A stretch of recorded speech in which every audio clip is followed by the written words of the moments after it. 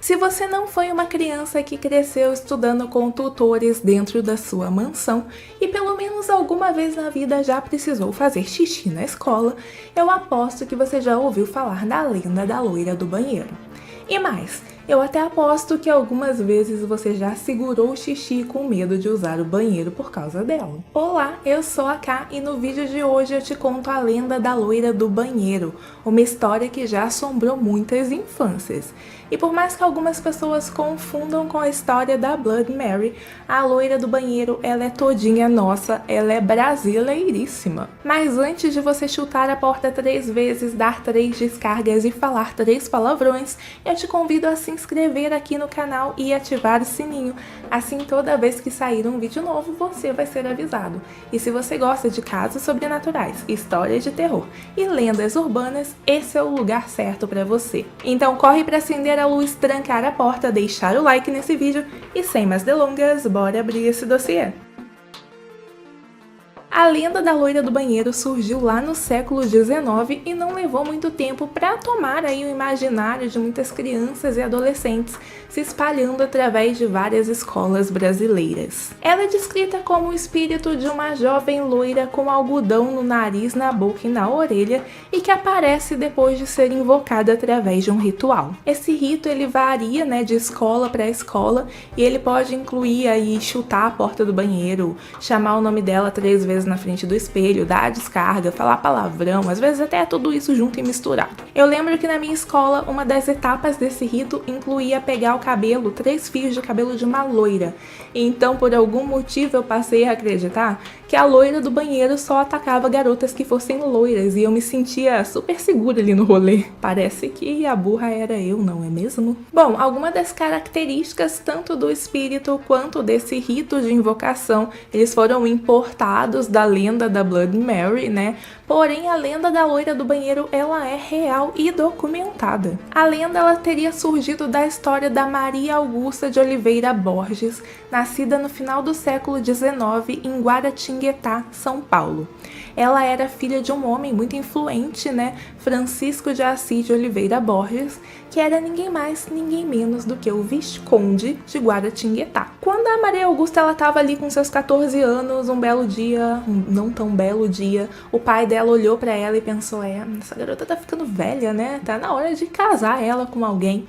E aí ele chamou um homem chamado Dutra Rodrigues e fez um arranjo aí desse casamento. O cara era 20 anos mais velho, a Maria Augusta tinha 14 e ele tinha 34.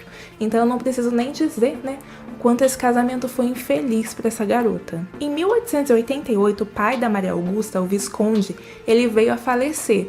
Esse também foi o ano em que ela completou 18 anos. Então ela viu aí nessa mistura de coisas, uma oportunidade dela poder se livrar dessa vida de infelicidade. Ela pegou então todas as joias que ela tinha, vendeu e fugiu para Paris. Pouco se sabe sobre a vida que ela levou em Paris, mas pelo que ela trocava de cartas ali com a mãe dela, ela parecia estar sendo muito feliz por lá. Até porque pouco tempo depois ela conseguiu a anulação do casamento dela, Então ela não poderia querer coisa melhor para a vida dela. Infelizmente, isso não durou muito. Um não tão belo dia, lá em 1891, a mãe da Maria, ela tava lá de boas na mansão, que agora era só dela, e dos funcionários. E aí, absolutamente do nada, todos os espelhos, eu disse todos os espelhos da casa se quebraram ao mesmo tempo. Alguns dias depois, a mãe da Maria recebeu uma carta informando que a filha dela havia falecido após ter contraído raiva, que era uma doença que estava fazendo muitos casos na Europa naquela época. Mas a coincidência bizarra é que no exato dia em que a Maria faleceu foi quando aconteceu esse incidente dos espelhos na mansão. A mãe dela obviamente ficou muito abalada, mas logo ela tratou de providenciar todos os trâmites para poder trazer o corpo da Maria da Europa para o Brasil para que ela fosse enterrada aqui. Só que a gente tá falando de século XIX, gente? Não era algo tão fácil quanto colocar um caixão no avião e pronto. Eu acho que até hoje nem deve ser tão fácil assim, mas enfim. O corpo ele precisou ser embalsamado e foi colocado em um navio que fazia essa rota Europa-Brasil e levava semanas, meses para chegar até aqui. Nesse meio tempo, um grupo de homens que estava ali no navio ouviu falar que tinha o corpo de uma garota, de uma jovem muito rica, e eles resolveram assaltar o caixão. Eles pegaram absolutamente tudo que tinha ali de valor e não tão de valor. Eles levaram desde as joias dela até a certidão de óbito. Para completar, eles largaram o caixão aberto, ou seja, o corpo da Maria ele ficou ali exposto ao vento, à maresia, a tudo que era de ruim. Então você imagina que quando esse corpo chegou aqui no Brasil, ele já não estava mais no seu melhor estado de conservação, né? Não bastava morrer, tadinha, tinha que ser assaltada e ficar ali exposta a tudo. Mas quando ela chegou, ela finalmente foi enterrada, né? Não. A mãe da Maria, ela queria fazer uma coisa grandiosa, uma coisa bem bonitinha, e ela mandou construir um mausoléu para poder enterrar a filha. Mausoléu são aquelas construções gigantes, assim, né? Bem coisa de gente rica mesmo.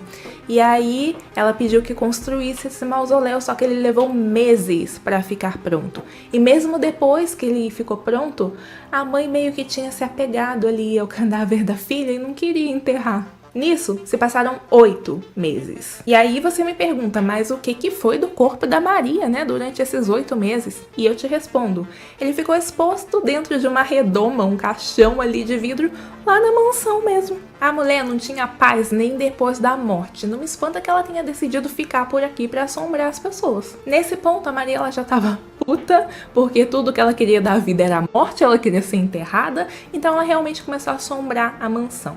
Os funcionários falam que muitas coisas estranhas aconteciam por ali, mas especialmente coisas ligadas ao piano. Ela gostava muito de tocar piano, né, em vida, e aparentemente ela gostava muito de tocar piano em morte também, porque do nada o piano ele começava a tocar e quando as pessoas se aproximavam, ele parava e não tinha ninguém ali por perto. A mãe da Maria também tinha sonhos bem frequentes com ela, todos muito perturbadores. Toda vez ela aparecia pedindo, por favor, mãe, deixa eu ir embora, me enterra, deixa eu partir. Só que a mãe dela não fazia nada não. Até que um dia o fantasma da Maria realmente se materializou na frente da mãe dela em carne e osso, ou em espírito e ectoplasma.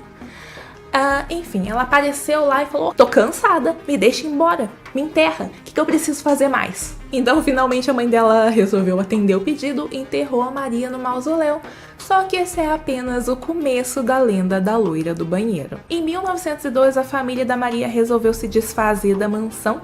Todo mundo foi embora e vendeu a mansão e ela acabou se tornando uma escola. A Escola Estadual Conselheiro Rodrigues Alves. E fenômenos muito bizarros acontecem lá desde sempre. Um dos relatos mais frequentes são das pias do banheiro se abrindo absolutamente do nada e da água fica lá jorrando. E lembra que eu falei pra vocês que a Maria ela morreu de raiva, né?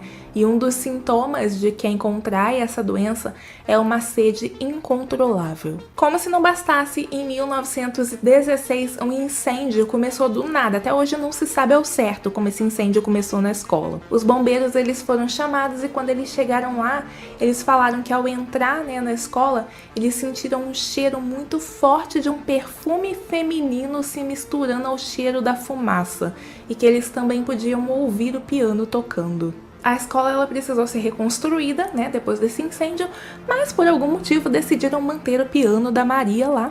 E muitos relatos dizem que até hoje é possível ouvi-la tocando. Além de outros fenômenos que acontecem, né? Por exemplo, dizem que ela anda pelos banheiros abrindo as torneiras e pedindo para ser enterrada. E muitos funcionários e alunos falam que antes dela aparecer, né? Antes deles a verem ali, eles sentem um cheiro muito forte desse perfume feminino. Mas você deve estar pensando, tá, mas essa história aconteceu lá em Guaratinguetá, né? Tudo bem que é Brasil, mas como que isso chegou até a minha escola e me deixou com medo de fazer xixi?